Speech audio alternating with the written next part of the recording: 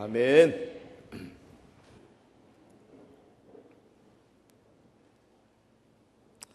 우리도 찬송 하나 하고 합시다. 나의 힘이 되신 여호와여, 내가 주님을 사랑합니다.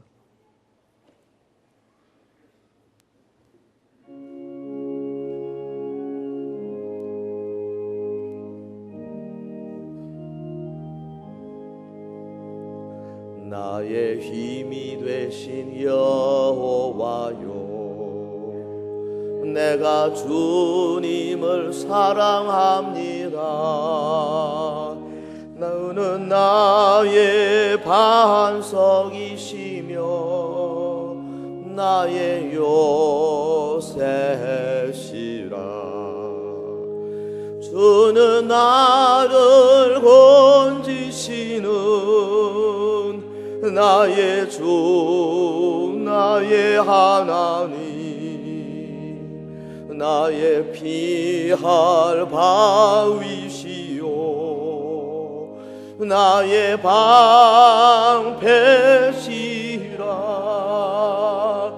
나의 하나님,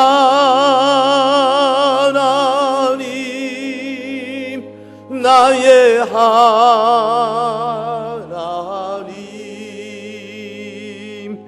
구원의 뿌리시요 나의 산성이라.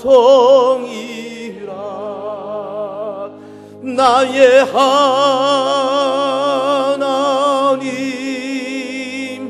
나의 하나님,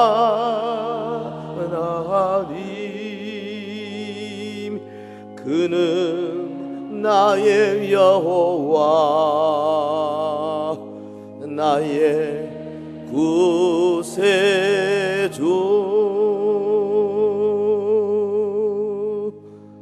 할렐루야.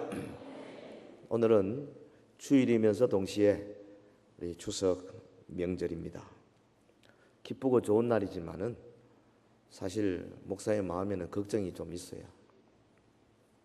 성도들이 우선순위를 잘 잡아야 될 텐데, 주일 성수와 이 명절, 이게 좀 쉽지 않거든요. 또 어떤 집에 보면 재산 문제 가지고 오래간만에 만난 가족들과 화목이 참 깨어지는 어려움을 당하는 그런 성도들도 없잖아 있습니다. 하여튼 하나님께서는 주일을 더 중요하게 여겨서 주회전에 나와서 예배하는 성도들을 크게 복 주실 줄 믿습니다. 추석이라는 말은 그 얘기에서 조춘일, 추석월, 그 말에서 나왔다 그래요. 그리고 이 추석을 중추절이라 그러는데, 가을을 보통 셋으로 나눠서 초추, 중추, 종추. 그래서 이 가운데 음력 8월이 중간에 들었기 때문에 중추절이라 그렇게 불렀다 그럽니다. 특별히 우리 한국 고유 명절로 이 추석은 한가위, 그렇죠? 한 크다, 가위 가운데다. 신라 때에 부터 시작됐다 그러는데요. 김부식이선 삼국사기의 그 자료에 의하면은 왕이 신라를 6부로 나누어서 그 중에 이제 왕녀 두 사람이 각부의 여자를 통솔해 가지고 양쪽으로 편을 짜고 음력 7월 16일부터 8월 15일까지 한 달간 이 배짜기 대회를 했다 그럽니다. 그래서 마지막 날 8월 15일에 이긴 팀을 이제 정하고, 진 팀이 술과 음식 장만하고 대접하고 가무와 또 각종 놀이 했는데 이게 이제 흘러내려오면서 추석 명절로 굳혀진 거죠. 근데 우리나라는 참 이 반만년 역사 동안에 이 샤머니즘, 소위 무속 신앙이 원체 뿌리가 깊어가지고요. 외부에서 들어온 어떤 사상, 문화, 종교 다 이 샤머니즘의 색깔을 받지 않을 수가 없도록 그렇게 돼 있어요. 불교가 처음에 저 인도 그리고 중국에서 들어왔을 때 불교는 원래 철학이거든요. 그게 뭐 무슨 내세니 무슨 부처 무슨 우리가 말하는 하나님의 존재, 초월적인 존재 이런 거하고는 관계 없는 거라고요. 그런데 우리나라에 들어와서 이 샤머니즘의 옷을 입다 보니까 전혀 오리지널에는 없던 삼신당 이런 것도 세워놓고 절하게 되고, 그래서 복을 빌게 되고, 이 부처의 개념이 많이 달라졌다고요. 유교 마찬가지입니다. 우리 들어오면 유교가 그 원래 도덕, 윤리, 철학. 그런데 그것도 이 샤머니즘의 옷을 입고 이상한 종교 형태를 띠게 되잖아요. 기독교 마찬가지입니다.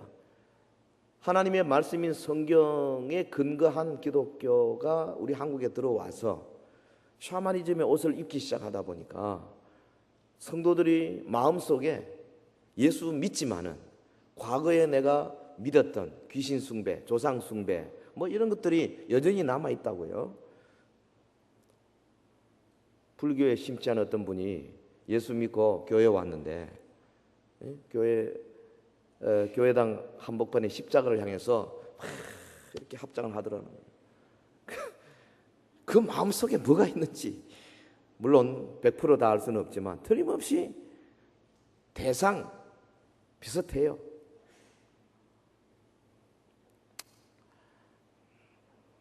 걱정입니다.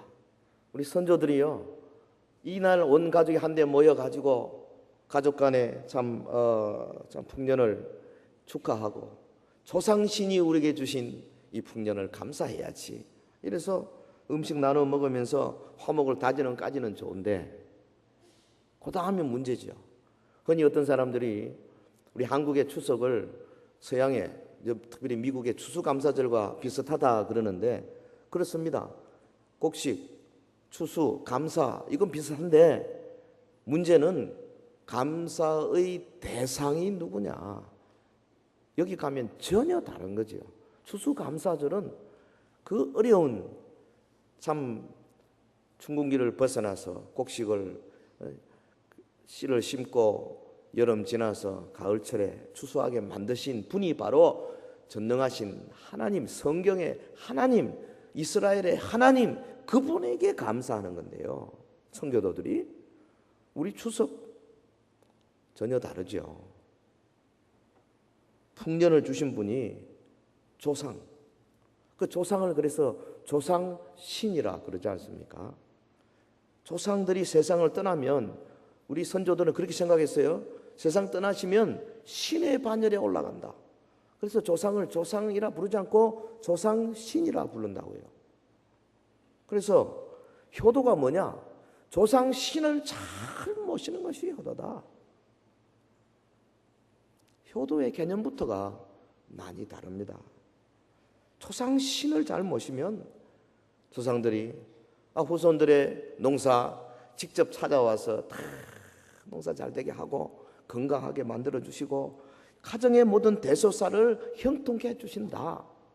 그래서 그야말로 이 죽은 조상에게 제사를 잘 지내는 것, 이게 최고의 효도로.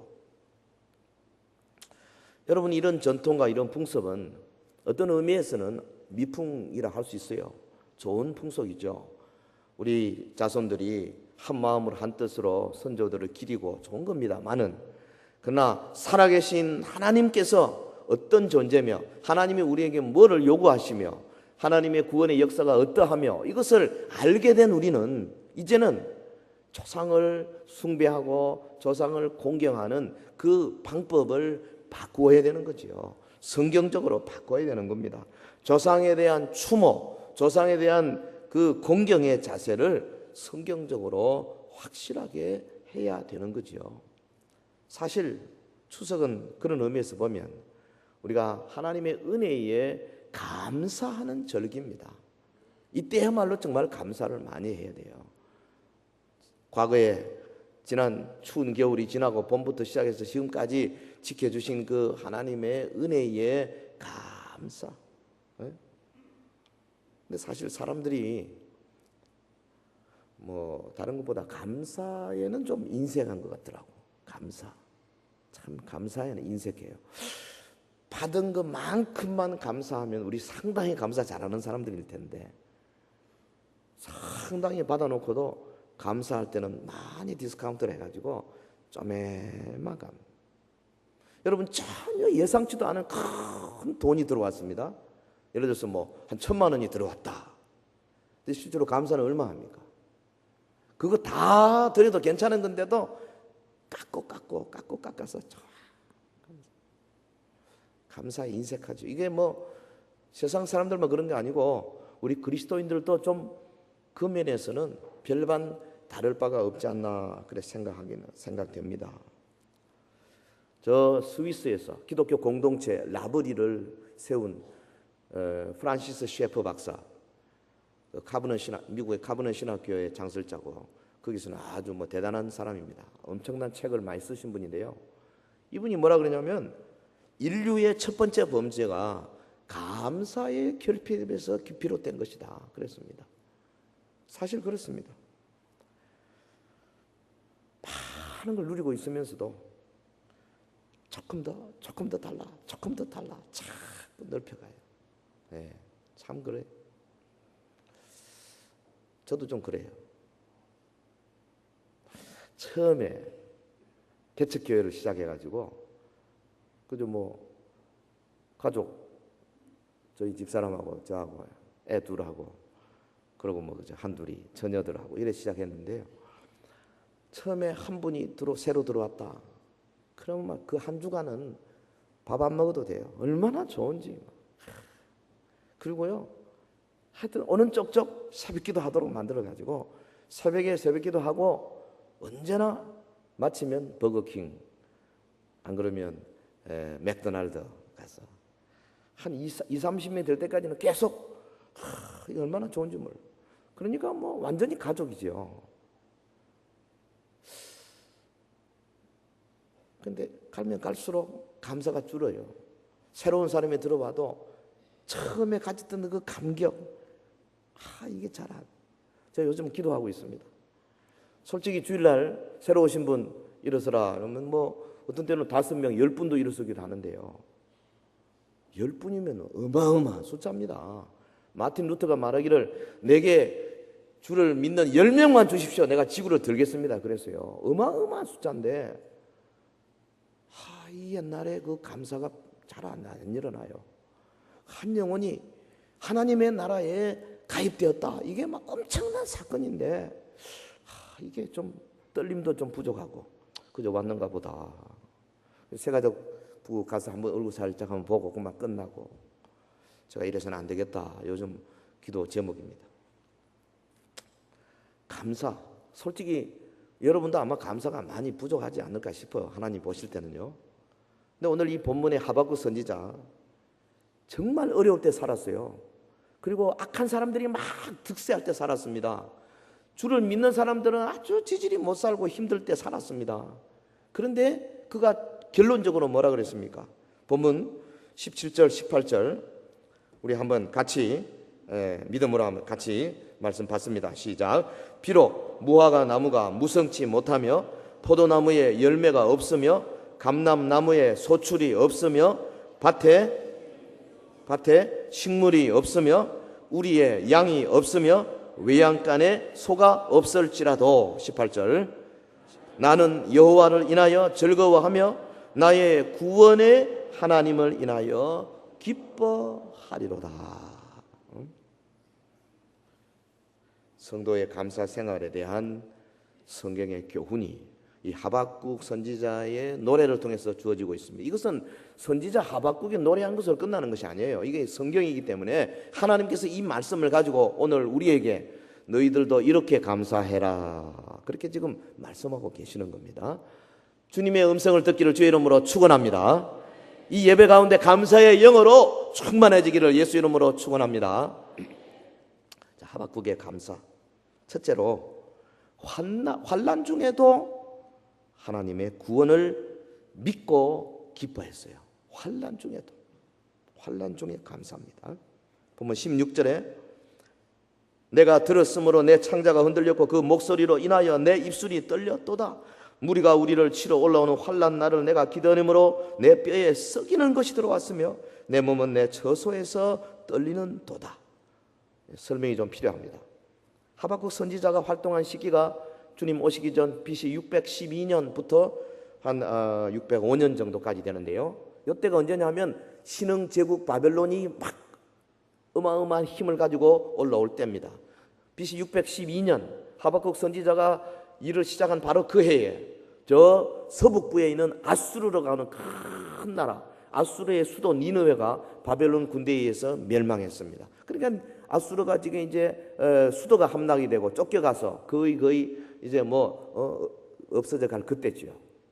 그리고 남쪽에 있는 애굽, 이집트라고 하는 큰 나라, 바벨론과 갈그미스 전투에서 사정없이 바벨론의 말발굽에 짓밟혔어요.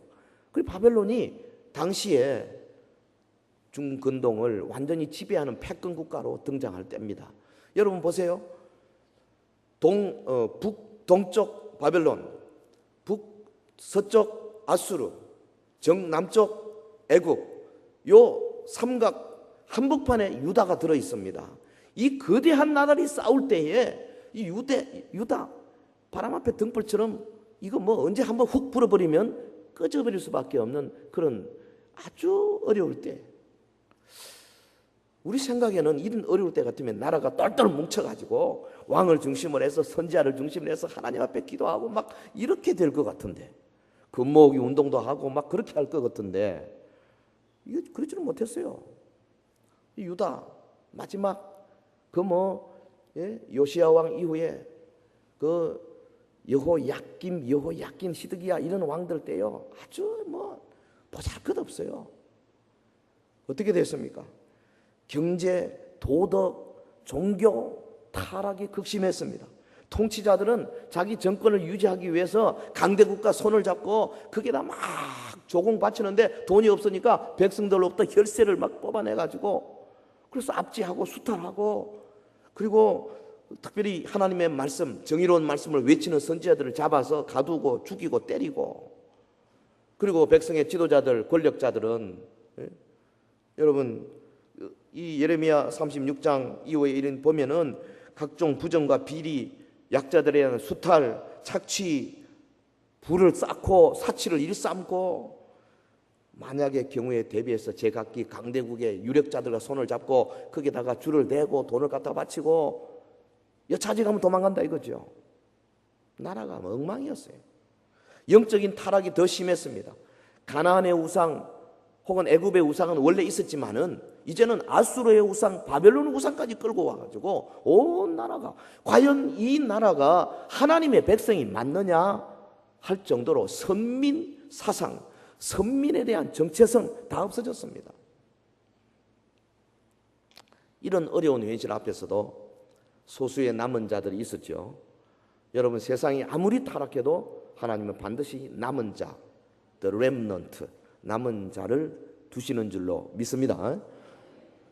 아닌 말로 한국교회가 다 타락해도 그 교회 안에 참 성도들을 주시고 그래도 괜찮은 교회들을 남겨두신다 이 말이에요. 그 중에 하박국 선지자, 아무리 생각해도 이해가 안 되는 겁니다. 어떻게 하나님이 살아계시는데 이런 일이 있을 수 있느냐. 이 소수의 남은 자들이 가진 질문이 뭐냐 하면은, 어떻게 하나님께서 이처럼 엄청난 선민의 타락을 방치하시는가? 첫 번째 질문이죠. 어떻게 이스라엘 백성을 이렇게 타락되도록 가만히 두시는가? 선지자들을 잡아 죽이도록 가만두시는가? 두 번째, 아무리 선민이 타락했다 할지라도 하나님이 직접 이렇게 뭐 때리는 건 또 뭐 이해가 되는데 어떻게 저 이방인 포악한 정말로 개 돼지 같은 이방인 저 바벨론의 군대에 의해서 유대가 망해야 되는가? 하박국의 질문이 정당하죠. 오늘 우리의 질문이죠.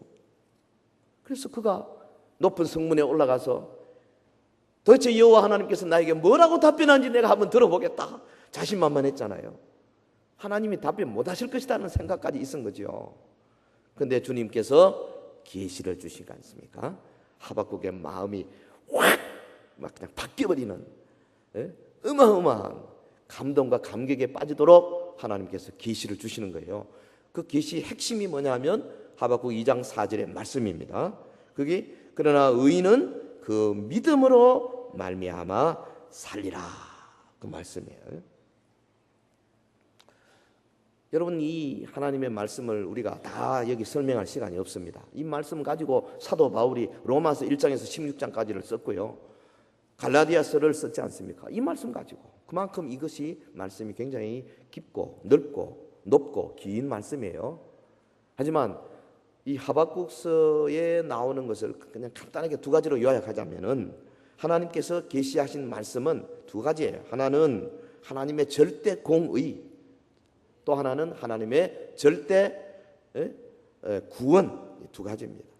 하나님의 절대 공의라는 말은 뭐냐면 이스라엘 백성, 선민이든지 아니든지 세상 누구든지 때가 되면 반드시 그 악을 하나님이 심판하신다. 이게 하나님의 절대 공의입니다. 하나님의 절대 구원, 그 하나님의 심판에도 불구하고 하나님께서는 하나님을 사모하고 끝까지 의지하는 믿음을 가진 자를 반드시 구원해 내신다. 할렐루야. 하나님의 절대 공의와 하나님의 절대 구원, 이 두 가지를 하박국이 받았는데요. 그 뭐 받은 깊은 내용들을 우리가 다 알 수는 없지만은 그가 그 계시의 말씀을 받고 완전히 깨어진 거죠. 그러나 의인은 그 믿음으로 말미암아 살리라. 이 말씀 속에 뭐가 녹아 있습니까? 의인은 언제나 여호와 하나님에 대한 절대 믿음을 기준으로 살아가야 한다. 믿음으로 말미암아 살리라. 믿음을 기준으로 살아가야 한다. 믿음의 당위론적 측면이 있고, 그 다음에 믿음에 의하여서 의인은 어떤 경우에도 구원을 받는다. 믿음의 결과론적 측면이 있어요. 이 두 가지. 믿음에 의해서 살아야 한다. 그 다음에 믿음이 있으면 반드시 구원 받는다. 믿음의 당위성, 믿음의 결과라. 하박국은 이 하나님의 계시를 받고 그가 가지고 있던 모든 의심이 완전히 해결이 됐습니다.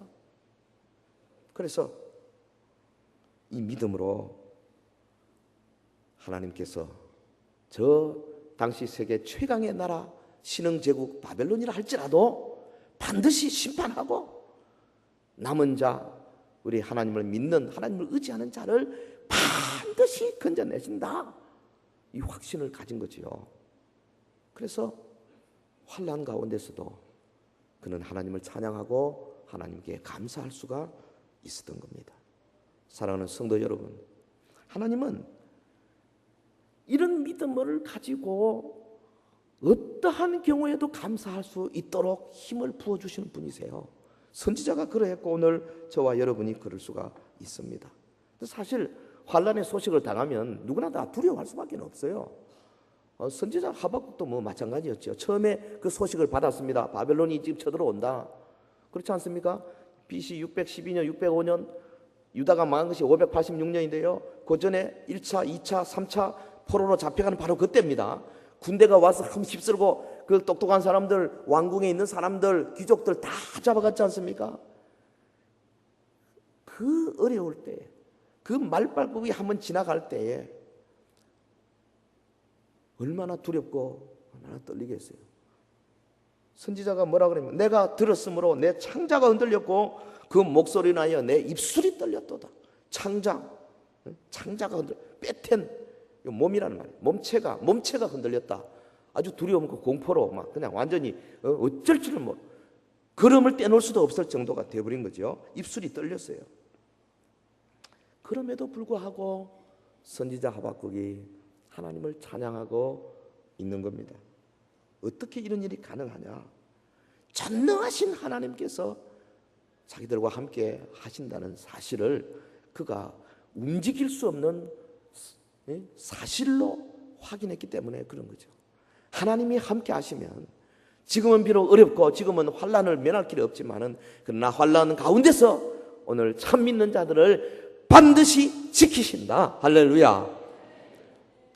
내 사업이 내일 부도가 터질 현황일지라도 내가 주님을 의지하고 주님만 믿고 나가면 그 어려움 속에서도 반드시 나를 지키신다. 확신이 있는 거죠. 우리 애가 망가지고 어려움이 된 거, 저놈의 앞길이 어떻게 될지 내가 모른다 할지라도 내가 믿음을 잃지 않고 하나님을 꽉 붙들면 하나님께서 반드시 지키신다. 근데요, 이런 확신을 가지고 감사하는 사람에게 주님이 역사하는 줄로 믿습니다. 그래, 감사가 대단한 능력이 있어요. 환난을 이길 수 있는 능력을 하나님이 주시는 거예요. 하나님의 사람 욥이 그랬지 않습니까? 그가 어마어마한 환난을 당할 때에 욥기 23장 10절에 나의 가는 길을 오직 그가 아시나니 그가 나를 단련하신 후에는 내가 정금같이 나오리라. 자기에게 닥친 환난이 자기를 단련하시는 하나님의 손길이라는 걸 그가 알았죠. 그래서 이 환난을 겪으면 내가 정금같이 나오리라. 불순물 다 없어지고 그야말로 깨끗한 24금이 되어서 나오리라. 사도 바울과 실라가 그 채찍에 맞고 그래서 그 아픈 몸을 가지고 감옥에 갇혀서 착고에 차이고 이 어려울 때에 찬송할 수 있었던 이유도 바로 그겁니다. 매우 고단했을 것입니다. 억울한 생각이 들었을 것입니다. 그러나 두 사람 환난 가운데 오히려 기도하고 하나님 찬미했습니다. 상황으로 봐서 어디 감사 찬송이 나올 만합니까? 불가능하죠. 그런데 그의 마음속에 뭐가 있었습니까? 구원의 하나님에 대한, 그는 나를 건지시는 자시오, 나의 요새시오, 나의 반석이다. 나의 하나님이 나를 건지신다. 비록 내가 여기 감옥에 갇혀 있다 할지라도 하나님은 내 편이시다. 내가 하나님 때문에 죽어도 나는 하나님께 감사하리라. 할렐루야. 이쯤 되면 뭐 막을 사람이 없어요. 우리가 당하는 어려움이 어떤 것이든 간에 일단 현재까지 이끌어주신 하나님께 감사하기를 주의 이름으로 축원합니다. 하박국의 감사, 환난 중의 감사. 두 번째, 이 선지자의 감사는 가진 것이 없어도 하나님을 찬미하는 그런 감사였어요. 가진 거 없었어요. 보면 17절, 18절에 비록 무화과 나무가 무성치 못하며 포도나무에 열매가 없으며 감람나무에 소출이 없으며 밭에 식물이 없으며 우리의 양이 없으며 외양간에 소가 없을지라도, 없다는 말이 몇 번 나왔어요. 나는 여호와를 인하여 즐거워하며 나의 구원의 하나님을 인하여 기뻐하리로다. 여러분, 선지자가 예견합니다. 바벨론 군대가 한번 말발구로 지나가고 나면 거기에 뭐가 남겠습니까? 무화과 나무가 남겠습니까? 포도나무가 남겠습니까? 무슨 감람나무의 소출이 남겠습니까? 밭에는 식물도 없어지고 우리는 양도 없어지고 외양간에 소도 없어지고 다 완전히 망하는 거죠. 선지자가 이것을 너무나 잘 알고 있었습니다. 당시 이 무화과 나무나 포도나 감람나무는 이스라엘을 상징하는 세 가지 나무 아닙니까? 유실수지요. 너무 흔한 나무들입니다. 여기에 열매가 없다는 것은 경제가 완전히 망가진다는 거죠. 밭에 식물이 없고 우리의 양이 없고 외양간에 소가 없으면 이거는 생존의 문제예요. 살 수도 없어요. 이제 외양간에 소가 없을지라도 우리의 양이 없을지라도 밭에 식물이 없을지라도 참 이거 아주 표현이 멋지죠. 무화과 나무에 열매가 없을지라도 포도 열매가 없을지라도 감람나무에 소출이 없을지라도 나는 감사하리로다. 그래서요, 어떤 분이 그래, 없을지라도의 감사. 따라합시다. 없을지라도의 감사. 우리 중에 많은 사람들은요 그렇게 많이 하잖아요. 기도를 주님 내 좀 더 주시면 내가 크게 감사하겠습니다. 이번에 이것만 내가 딱 되면 요 계약만 딱 성사되면 내가 하나님 앞에 멋진 것만 하나 하겠습니다. 막상 되고 나면 화장실에 들어갈 때와 나올 때가 다르듯이 또 좀 달라. 대부분 그렇습니다. 대부분 그게 뭐 정상이에요. 뭐 다 필요 나쁜 건 아닙니다. 예, 위로 받으십시오. 예. 그러나 사실은 나쁜 거예요. 하나님이 원하지 않는 거죠.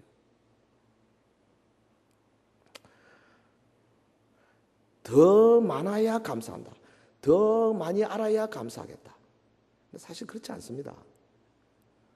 그 어느 통계에 보니까요, 한 100년 전에 미국 사람들이 조사를 해보니까 일상생활에 필요한 그 품목이 한 200가지 정도, 그리고 없어서는 안 되는 필수품이 16가지더랍니다. 그런데 사람들이 100년 전에 사람들이 느끼기로 아이고 그거 좀 있으면 좋겠다 부족을 느낀 게 한 72가지 되더래요. 그런데 100년이 지난 오늘날 조사를 해보니까 과거에는 200가지 품목이면 살았는데 지금 오늘 현대인들이 일상생활에 쓰는 품목이 몇 가지냐?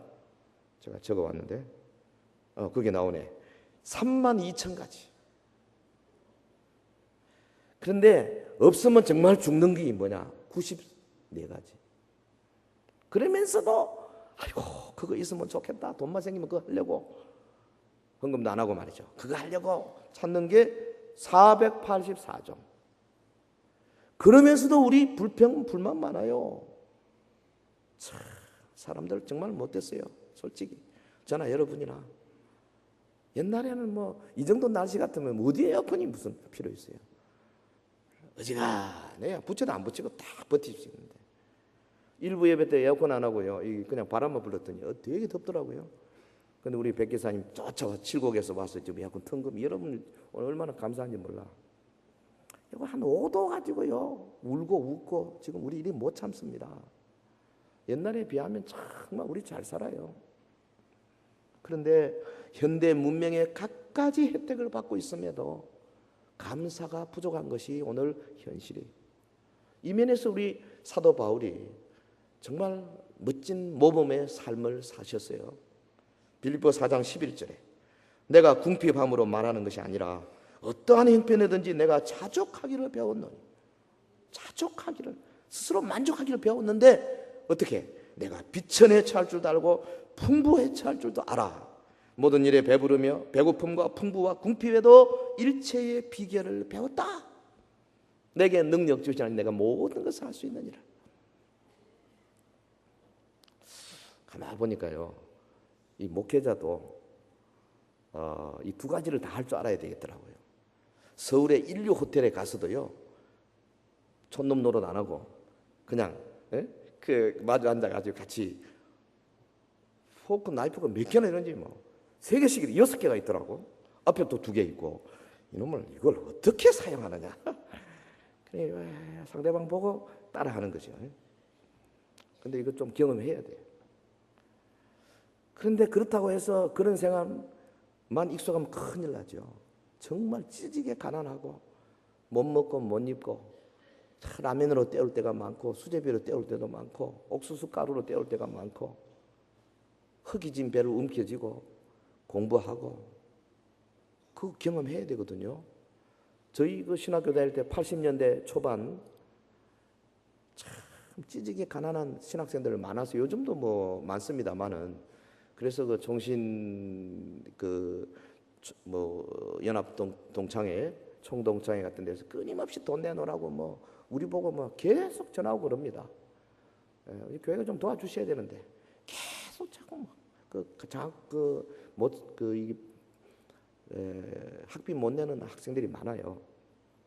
그때는 더 많았어요. 저희는 그때 직장생활 하다가 들어와서 그래도 좀 나이도 좀 들었고 그래도 애들 2이나 있고 우리 총각 전도사님들하고는 완전히 다르죠. 연립주택 하나 세 얻어가지고 바로 총신대 그 기숙사 담 하나 건너 바로 집에 살았어요. 저희 집이 뭐 정거장 같이 그냥 창문 열고 박형 나 가요 담 띄워가지고 넘어왔어. 이 총각 전도사들이 오면요 대개 와서 앉아서 기도도 안 하고요. 딱 들어오면 바로 냉장고부터 여는 거죠. 그래서 뭐 내가 먹으려고 혹은 우리 애 주려고 놔둔 거 그냥 사정없이 그냥 잡수시는 거예요. 근데 여러분요 그렇게 움켜진 배를 치고 공부했던 그 전도사님들이 지금 목회 잘합니다. 왜? 고생한 그 있거든요. 우리 서문교회 이성은 목사님 지난번에 식사하는데 그런 이야기 하시대요. 아유 박 목사 사람은 목사는 다 일생에 한 번은 개척해봐야 돼. 나는 여기서 46년 동안 큰 교회를 맡아가 개척을 못 해봤어. 그래 사시더니 LA 가서 개척 뭐 어떻게 좀 잘 안 돼가지고 다시 왔었습니다만은 이 개척하면서요 고생 해보는 것이 우리 부교육들 잘 들으세요. 그래야 이게 뭐가 되는 거예요. 없는 가운데 없을지라도 감사하는 법을 배워야 돼요. 여러분 우리 집사님 여러분들 사업하신 여러분들요 어려움을 겪으면서 사람이 성장하는 거 아니겠어요? 연단 받는 겁니다. 바울이 그랬습니다. 내가 비천에도 처할 줄도 알고 풍부에도 처할 줄도 알았다. 영국에요 한 해군 병사가 제 2차 세계대전 끝난 다음에 집으로 돌아와 봤더니 이게 뭐 엉망이야. 집도 불타 없어지고 재산도 없어지고 폐허만 남았고 가족과 마을 사람들이 막 거지처럼 굶주림에 지쳐 있었습니다. 자기는 노르망디 상륙 작전하고 막 죽을 고비를 느끼고 나라를 위해서 몸바쳐 싸웠는데 와 보니까 뭐 이거 뭐 참 이럴 수가 있느냐 이거 이럴 수가 분노가 극에 달했습니다. 막 술로 그냥 막 분함을 막 원통함을 막 외치고 하다가 이게 뭐 잘못됐어요. 그래서 갑자기 전신 마비가 와버렸어요. 눈만 깜빡깜빡하고 꼼짝만 온몸 병원에 입원이 됐습니다. 의사가 진찰을 해보니까 이것저것 조사해 봤는데 당시로서는 뭐 원인을 찾을 수가 없어. 결론 이거 심리적인 거다. 그럼 심리적인 거를 치료하려면 어떻게 해야 되느냐? 당신은 불평이 너무 많다. 원망이 너무 많다. 그러므로 처방을 주는데요. 당신은 하루 3번씩 하나님께 감사 기도 드리라. 이게 처방이에요. 뭐 어떡하겠어요. 마음에 감사는 안 나오지만은 입으로 중얼중얼 하루에 3번 어떤 때는 5번 하루 종일 누워있으니 뭐 어떤 때는 10번 감사도 했어요. 어느 날 자기 딸이 중학교 다니는 딸이 학교 마치고 돌아오는 길에 아빠 병실을 찾아오는데 아빠 좋아하는 빵을 사가지고 여기 이제 병실 문을 열고 들어오면서 아빠 좋아하는 빵 여기 사왔어. 이 딸을 보면서요 딸이 너무 사랑스럽고 너무 좋아서 전신 마비된 이분이 손가락 끝도 꼼짝 못하는 분이 그래 저라 하면서 손을 착 내밀어서 받은 거 아니겠어요? 그 순간에 전신 마비가 풀려버린 거죠. 여러분 감사하면요 정말 놀라운 일이 납니다. 제가 보기에는 특별히 우리 몸에 이 관절염 같은 것은요 감사하면 낫는 겁니다. 원래 정신적인 것과 영적인 것과 이 육체적인 것은요 다 이 불가분리 관계가 있어요. 많은 경우에 우리가 원망, 불평, 분노, 남을 미워함 이것 때문에 두통 오고요, 간, 신장, 뭐 관절 등, 척추 다 이런 거죠.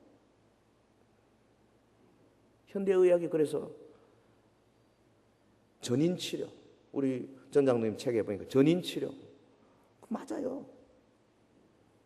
감사하면요 우리 인간의 생리적으로도 치료가 될 뿐 아니라 살아계신 하나님께서 감사하는 자에게 강력하게 역사하는 줄 믿습니다. 없을지라도 감사한다. 그러십시오. 오늘 당장 감사해야 돼요. 주님 이걸 해주시면 감사하겠습니다. 이거 아닙니다. 그것은 주님을 시험하는 거예요. 없을지라도 감사합니다. 왜냐하면 지금까지 나를 인도해 오신 하나님의 인도 손길 자체를 내가 그대로 인정하는 거예요. 왜? 이해 못하는 게 있습니다. 알 수 없는 것도 있어요. 그러나 하나님의 뜻이 분명히 있고 하나님께서 나를 인도하실 능력이 있음을 내가 믿는 거예요. 그래서 감사하는 겁니다. 그때에 하나님의 위대한 도움의 손길을 주실 줄로 믿습니다. 자, 하박국의 감사 마지막 세 번째 본문에 보면 오직 여호와로 인하여 기뻐한다 그랬어요. 오직 여호와로 인하여, 하나님으로 인한 감사. 18절에 나는 여호와를 인하여 즐거워하며 나의 구원의 하나님을 인하여 기뻐하리로다.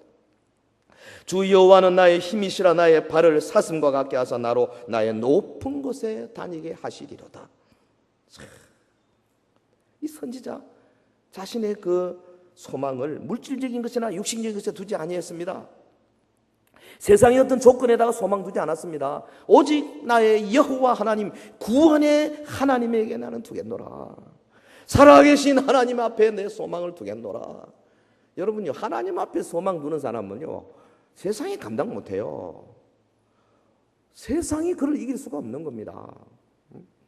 선지자에게는 이미 사슴 같은 빠른 발로 역경을 이길 수 있는 확신이 생겨난 거죠.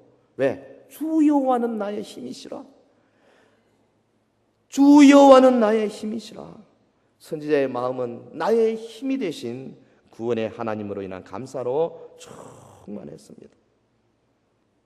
이 없을지라도의 감사, 나의 힘이 되신 하나님으로 인한 감사. 세상 사람들은 그렇지 못하잖아요. 딴 걸 자꾸 의지하는 경향이 많지요.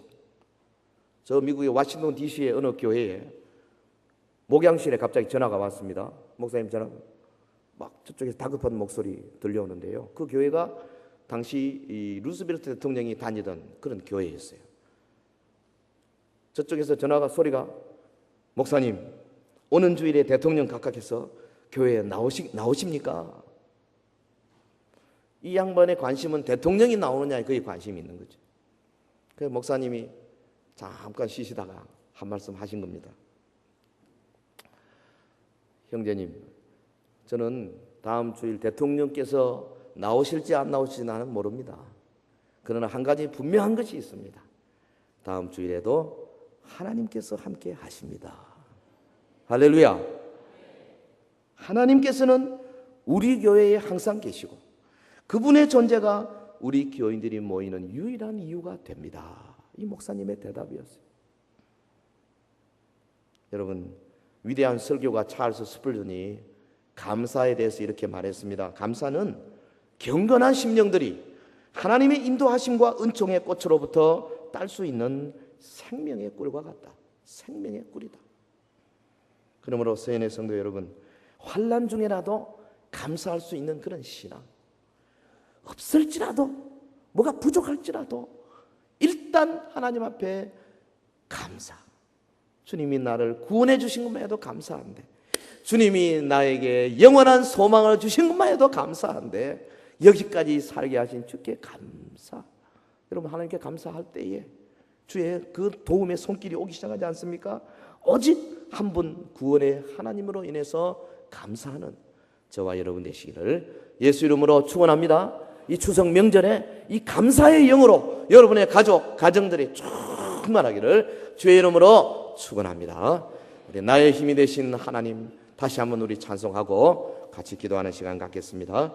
나의 힘이 되신 여호와여, 내가 주님을 사랑합니다. 주는 나의 반석 요새, 나의 바위요 나의 방패가 되십니다. 나의 힘이 되신 여호와여, 내가 주님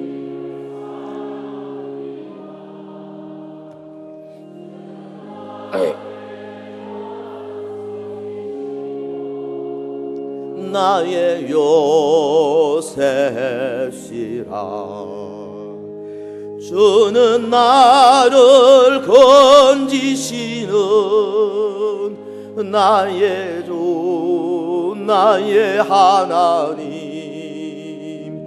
나의 피할 바위시요 나의 방패시라. 나의 하나님,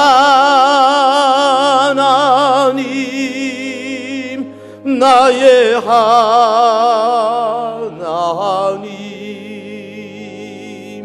구원의 뿌리시요 나의 산성이라. 나의 하나님, 나의 하나님,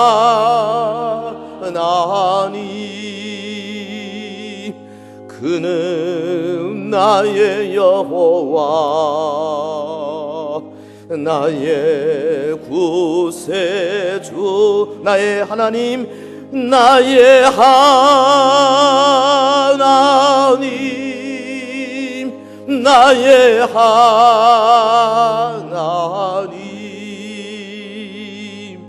구원의 뿌리시요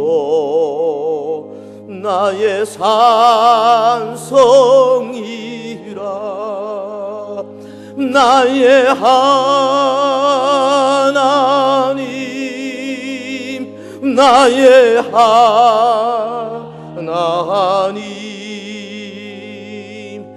그는 나의 여호와 나의 구세주. 기도하겠습니다. 거룩하신 우리 하나님 아버지, 하나님의 말씀 깊이 생각합니다. 선지자 하박국이 노래했던 것처럼, 감사했던 것처럼 우리도 정말 환난 가운데서도, 아무것도 없는 상황 가운데서도 오직 하나님만을 인하여 감사하고 또 감사하고 찬양하고 기뻐하는 주의 자녀들이 되게 하옵소서. 이 명절에 사랑하는 주의 백성들 가정가정마다 그리스도의 부활의 평강으로 충만하게 하시고, 화목의 영으로 충만하게 하시고, 여기까지 오게 하신 우리 하나님 앞에 감사하는 감사의 영으로 충만하게 하옵소서. 예수님 이름으로 기도하옵나이다. 아멘.